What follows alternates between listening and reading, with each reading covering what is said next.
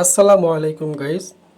আজকে আমি রান্না করব ইন্ডিয়ান স্টাইলে এগ ভুর্জি।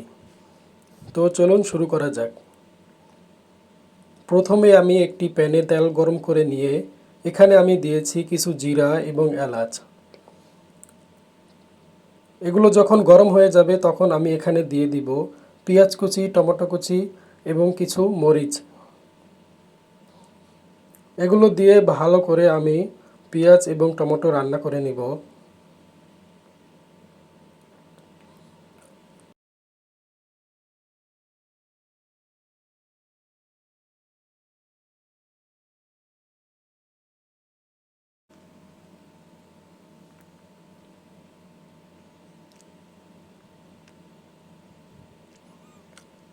এখন আমি এখানে দিয়ে দিব কিছু আদা রসুন বাটা।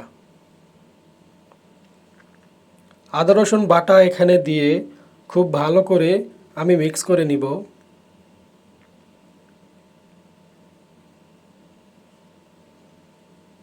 এখন দিব এখানে একটু হলুদের গুঁড়া। হলুদের গুঁড়া দিয়ে আমি কিছুক্ষণ রান্না করে নিব।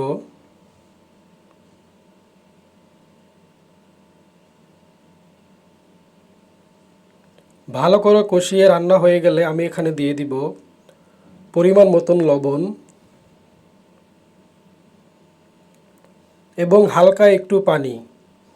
পানিটা দিব এই কারণে যাতে আমার মশলাটা পুড়ে না যায়। এখন এখানে আমি দিয়ে দিব মরিচের গুঁড়া, একটু স্পাইসির জন্য ব্ল্যাক পেপার। এগুলো দিয়ে আমি ভালো করে কষিয়ে নিব। এখন দেব এখানে একটু কোরিয়ান্ডার পাউডার,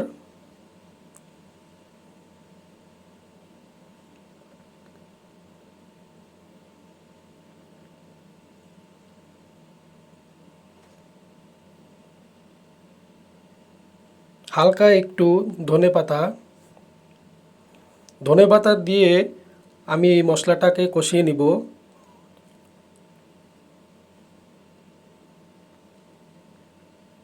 এবং এখানে দিব হালকা একটু গরম মশলা। গরম মশলা দিয়ে ভালো করে মশলাটা কষিয়ে নিয়ে আমি আগে থেকেই বয়েল করে রাখা এখানে ডিম আমি দিয়ে দিয়েছি। আমি একটি ডিম 4 পিস করে রেখেছি।